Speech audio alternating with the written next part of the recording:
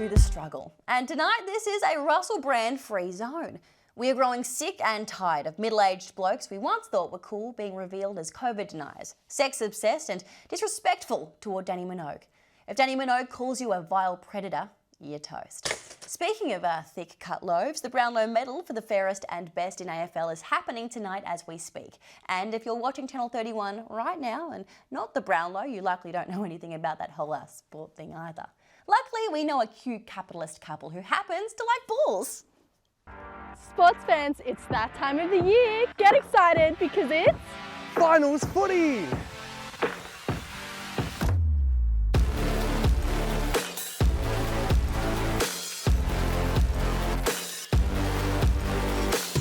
catch a glimpse of the great Australian sport where bumps, tackles and high contested marks, which lead to serious head injuries, are celebrated. Watch without fear this year.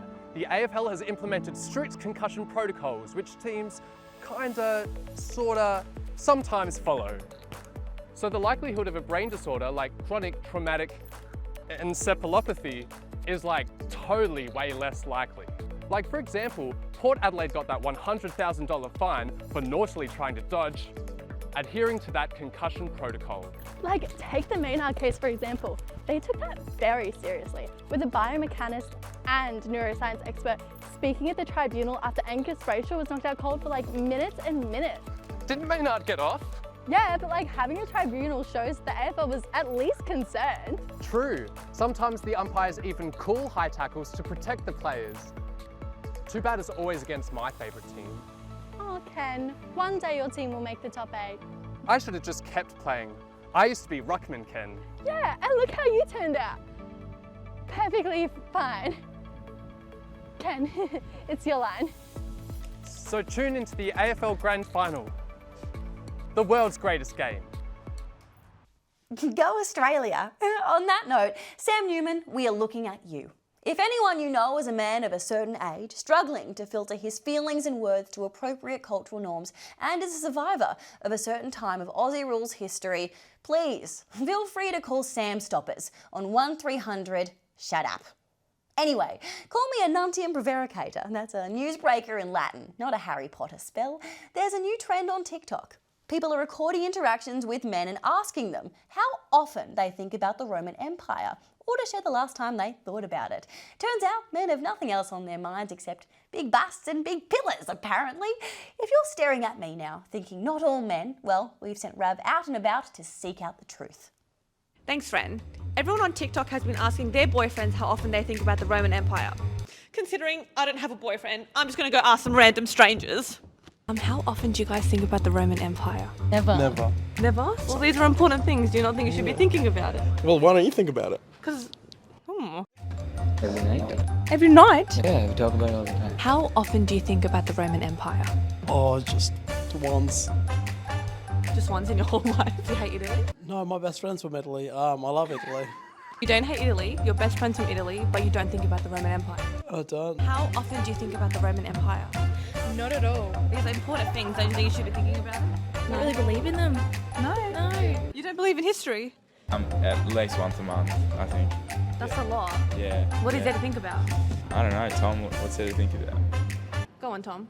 I don't know, the history, It's just important to stay up to date with what's happening in the world. Yeah, good on you. Thank you. I mean, who doesn't think about the Roman Empire every time they go down a straight road?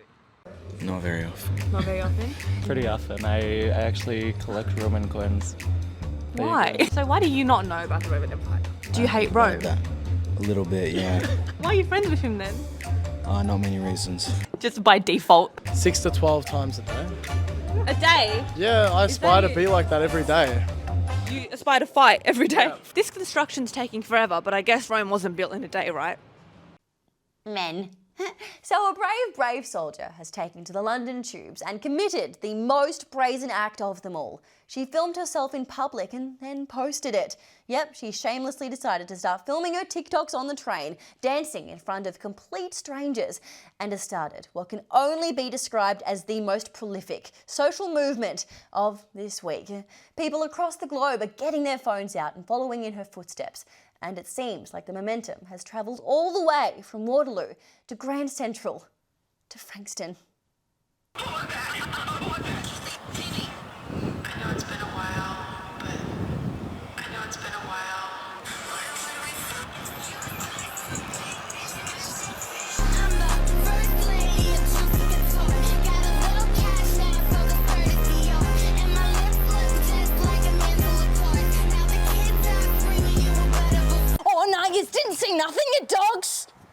just reckon she's hot, eh? Oh, I'm sick to death of you bastard dogs. Where's your sense of privacy? I'm actually done with you. Delete it! Well, that's embarrassing.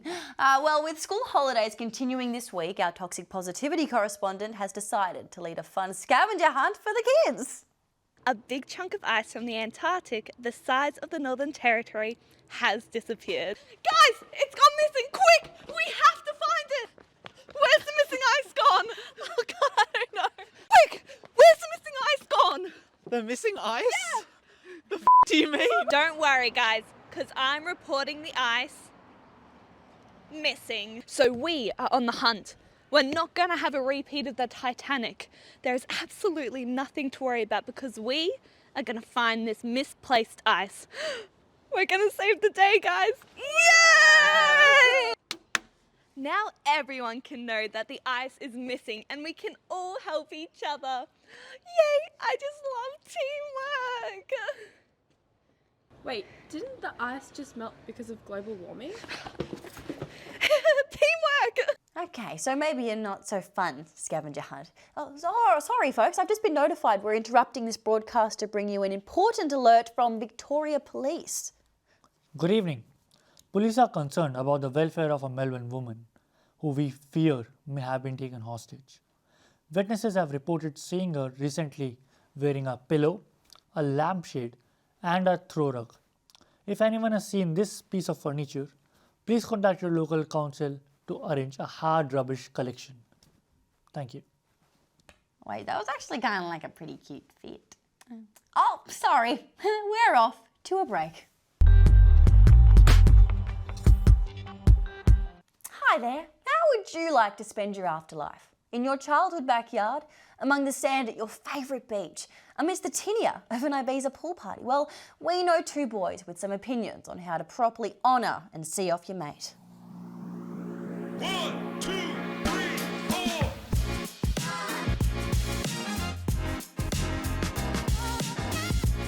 Hey mate, you just got back from Europe, right? Did you see anyone dropping around some powder at those clubs in Ibiza? Oh, first of all, bro, Ibiza. Second of all, you gotta be a bit more specific, come on. Yeah, right, well I saw this video. This chick was fully just spreading her friend's ashes in a pool at some massive club. Did you see any of that? No, mate. Wow, different kind of powders, maybe. Although that is actually not a bad way to bring in some gear, though. Dude, that is literally what I was thinking. Like, just bring the whole urn in. The seckies can't pull you up on that. It's like a great way to, like, hide it and just bring it into the clubs. Yeah, it is a bit messed up. Like, I don't know. Where would you even get an urn in Ibiza? Oh, I don't know. Surely they'd be at those, like, second-hand shops, bro. Like, what do you even do with an urn after you've used it? Like, I think this is a good way to give it a second life, you know? Yeah, I don't know. It feels like a lot. Like something's not quite right about it. I can't put my finger on it. But just like, I guess like how would you feel if we just used your urn to just bring in drugs? Dude, there would be no greater honour than to help the boys out like that. I would do that for them as my parting gift. Just eternally seshing, bro. Oh, yeah, you got a point there. I don't know, though, bro. Like, I'm just imagining you or just, like, a dead bitch in the pool. It just bring the vibes down a bit. Oh, well, maybe. But, like, chuck on a bit of Fred again and you'd be fixed. You wouldn't even think about it. Yeah, but I could just imagine, like, I'd just be absolutely going for it. And then I just think of you, like, dead. And I don't know if I'd feel that good. Yeah. Well, dude, that's actually really nice. It's, like, the nicest thing you've ever said to me. Maybe not then, okay. Well, how about this? You just use my urn for the club, and then you spread my ashes somewhere else, not in the club, though. All right, mate. Yeah, no, that sounds good. That's a deal. Where would you want them spread? I don't know. Maybe, like, Rome? Oh, good choice. Yeah. Good choice. Roman Empire, hey? Yeah. I'd want my ashes to be spread at Rebs, and I'd want to make it a special moment, maybe even get a celebrity to do it. We cross now to a wannabe celebrity who I don't want to spread my ashes. Guess who's back? Ashley! So, there's a lot of strikes happening in Hollywood. There's the SAG-AFTRA strike, the worst ever strike. Forget hunger strike, SAG-AFTRA is just horrible. Seriously, having a panic attack just thinking about it. The only way for me to go to Hollywood are these people. And these people need to work again. Because otherwise, there will be no more movies. Anyway, it started back in July and is still going. For those who have been living somewhere else, SAG-AFTRA stands for Screen Actors Guild, American Federation of Television and Radio Artists. That is a lot of people. Celebs are trying to help out by striking, while others are donating funds in support. Yay, support! Come on, multimillionaires, use your money to buy me a one-way ticket to Hollywood. Some celebs are actually auctioning themselves for donation money, which is so cool. Like Parks and Recreation star Adam Scott will walk your dog for an hour in LA, or you can do a pottery class in NYC with Busy Phillips. The bids are around $5,000 US. Oh my God, what I can do with that money. Thanks for the idea, celebs. I will auction myself off too. So, who wants to be my PA for 24 hours? Starting bid, let's say $2,000? That's pretty reasonable. It's going to a good cause. I really want a new phone. Sold. Speaking of selling things, our cost of living correspondent is scoping out the merchandise of our favourite affordable retailer. Hi, how are you today? Whoa! When did Kmart start selling stuff like this? I know, right? It's perfect. I mean, yeah, it's nice and it's pretty good that it's cheaper than other stores, right? Oh, don't get me started. I wish I could be supporting all those small businesses, but everything's just so expensive now. Oh, tell me about it. Cotton On is going so expensive and even Kmart's kind of getting expensive. Actually, Cotton On, H&M and Universal Store have started their sales early. Yeah, but they're big franchise stores and no one's buying anything because of the cost of living crisis. What about the small businesses? I know it must be really hard for local folk right now, but when I see a sale at Glasses, I just can't help myself. I end up spending hundreds. But you can't support small businesses. Don't shame me. If I want to spend hundreds of dollars on cheaply made clothes from Kmart and Shein, I will. What about slave labor and value chains? Don't care. It doesn't affect me. It's just a sale. Anyway, I'll be doing it again in 3 months when a new microtrend starts. Okay. Seems a tad bit wasteful and insensitive. Just head to change room 4 so I don't have to look at you anymore. I got this blazer from Kmart. As much as Gen Z doesn't want to work, apparently some of us do. Let's cross now to our international student correspondent for more. You guys might be wondering why I am dressed like this in my spare time. Well, I am industry ready at any time of the day. My university has prepared me this way, or at least that's what they promised me. When my uni enticed me to study in Australia, they told me at the end of the degree I'd be met with countless career pathways with big employers rushing to snap me up. But even though I've sent my resume into hundreds of companies and applied for countless jobs, I haven't heard a word back from any of them. So now that I am industry ready, no industry wants to hire me. I've even got supplies ready to celebrate when I land the job. Labour government, if you are listening, seeing that your economy is so reliant on us, international students, the least you can do is give us a job. But I am not defeated yet, and I am sure I'll get a call any minute now.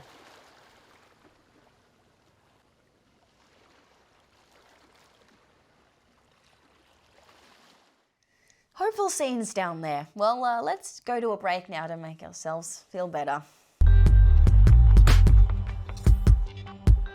Welcome back. Now, even though you can't see my feet from this angle, I'm wearing on socks right now.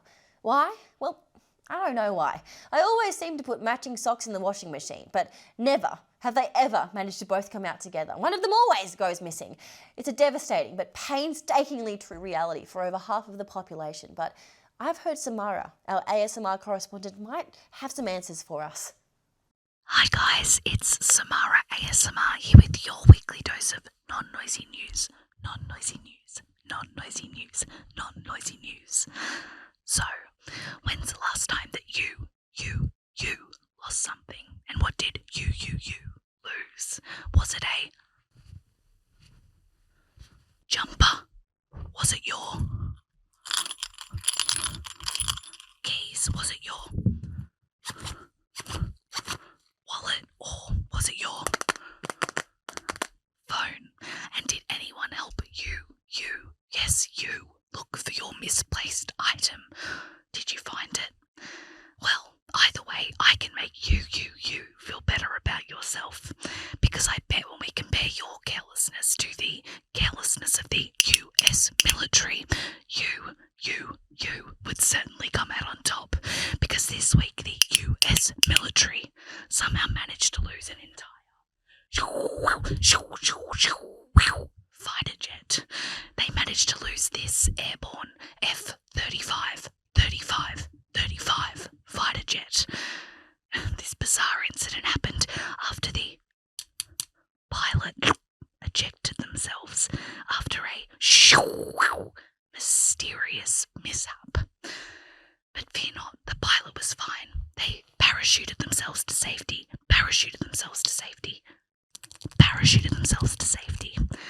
But where in the world was the plane? The autopilot mode clearly worked a little bit too well, because the jet was described as somewhere over South Carolina. The situation got so bad that the authorities were forced to ask the public for help, as there was a chance the fighter jet could still be up in the air. But don't worry, debris from the jet was later found by Marine Corps in rural Williamsburg County, so the plane will in fact not crash land on your head. What a waste of money, what a waste of money, what a waste of money. What a waste of money, what a waste of money, what a waste of money. Samara, ASMR, over and out. Maybe they should ask Wonder Woman if they can borrow hers. Now, we feel like this episode has been a little too kind. So let's take after our El Nino summer and heat things up with a hot take. So, like, a bear got into the Magic Kingdom at Walt Disney World in Orlando, and, like, that's bad because people pay, like, a lot of money to be there. It's like a whole thing. Half the park was shut down. However, I think that there should be a bear in the park, like, once a month. Just, like, once a month, you release a bear into the park because, like, I would take my chances against a bear if it means I get, like, a 5-minute walk onto, like, the Haunted Mansion or, like, Big Thunder Mountain. And then, like, if, like, little kids, like, they get to play with the bear, like, it'd be really cute. So just, like, release more bears into Disney World. Great. Well, thank you very, very much for that. We're going to take a look at this now. G'day, Ren. Don't fret. The beautiful bear was gently removed by rangers and returned to her natural habitat. But the same cannot be said for a sweet little possum in Perth Zoo. An orangutan was seen throwing the possum violently from its enclosure. A zookeeper told the media that possums are an invasive species and that, sadly, it likely died on impact. My husband Steve died on impact. Steve was the love of my... It's okay, Mum. We know. Sorry everyone, she gets a bit triggered. Anyways, it wasn't just Perth that's had some animal antics this week. A man on the Gold Coast was seen surfing with his pet snake. Igor and his carpet python named Shiver were seen shredding some gnarly waves at Rainbow Bay. I'm sad to say Igor copped a pretty hefty fine for his sunny afternoon on the ocean. My husband Steve died while in the ocean. Crikey! You gotta be keen if you're gonna catch some waves with a reptile. Wow, controversial. Now, to make sure we meet our journalism quota for this week, we cross now to our freelance press secretary. Evidence has emerged of Russian forces kidnapping Ukrainian children and stripping them of their culture in efforts that amounts to genocide. Yes. Australia has its own rich history of culture stripping and genocide. Some may even say we're the model. Are you suggesting that you're proud of Australians' history aligning with these war crimes? Of course not. But imitation is the sincerest form of flattery. Lance, what is the Australian government doing to condemn this genocide? Look, we don't want to scare the horses here, but the Albanese government has implemented a major tariff on all Russian goods, 35%. Is Australia considering any direct action against Russia? Australia has a tried and tested, tactful solution. We send Kevin Rudd over, quick apology, everybody's happy, job done. Okay, but what will that actually do to stop these war crimes? Well, this is a bit extreme, but we could send Tony Abbott over to shirt front them. I'm going to shirt front Mr. Putin. Whoa, whoa, whoa. Tony Abbott? Yeah, it's a bit harsh. It is only war crimes. But the question is, are the horses in the budget? What? I really didn't need to be reminded of Tony Abbott. Anyway, speaking of Aussie legends, if you're still looking for ways to avoid watching the Brownlow, let's take a look at what's coming on after the struggle. Coming up after the struggle, we have a psychologist here to talk about some weird phenomenon thing called bean soup that's big on TikTok. Hey, Miranda. Hi, yes, I'm Miranda Brown. I'm a researcher in clinical and cognitive neuroscience. In simple terms, the bean soup saga is all about how people will try to insert themselves into situations and make something relevant to them when it doesn't relate to them at all. The bean soup example that this phenomenon is named after explains this really well. So say this story is so lame. Like, why are you even speaking? How is this relevant to me? Well, I was actually just about to get into that, believe it or not. So, say that someone posts a recipe for bean soup online. This recipe could receive a series of responses, with commenters saying something along the lines of, "I don't like bean soup." What those commenters are failing to realise is if they just used 2 brain cells, they could understand that maybe the recipe just isn't relevant to them and they can scroll on. I mean, who would even do this though? And also, bean soup, ew, gross. I hate beans. Is there something else I can use instead? Well, you don't have to make bean soup. But the recipe's coming up on my phone. Excuse me for wanting everything on it to relate directly to me. Frankly, no. The internet holds unlimited information. It's ridiculous to think that all the information is going to be relevant to you. Well, it should be. The internet revolves around me. Isn't that the whole point of algorithms? This sort of whataboutism and parasocial online relationships is exactly the root cause of this issue. People like you are taking the For You page too literally. Not everything has to relate to you, and that's okay. But it's not okay. It's not a For Us page. It's not a For Her page. I don't believe in communism. It should be for me. I'm not a communist. That sounds like something a communist would say. Well, maybe watching the Brownlow is a better option. Oh, sorry. Oh, look, I just got sent something by our Eshay.